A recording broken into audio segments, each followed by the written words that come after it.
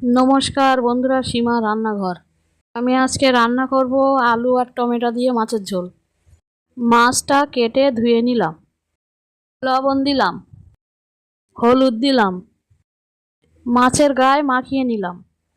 আলু টমেটো পেঁয়াজ কেটে নিলাম, কড়া বসালাম, সর্ষের তেল দিলাম। তেলটা গরম হলে মাছগুলো দিয়ে দিলাম। মাছগুলো ভালো করে ভেজে তুলে নিলাম।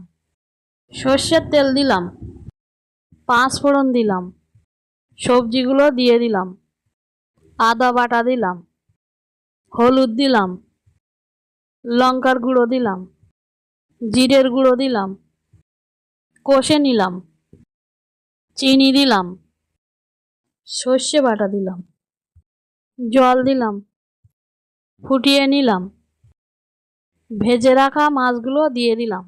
কিছুক্ষণ পরে নামিয়ে নিলাম। আমার রান্নাটা ভালো লাগলে লাইক, সাবস্ক্রাইব, কমেন্ট, শেয়ার করুন। ফ্যান্টাস্টিক।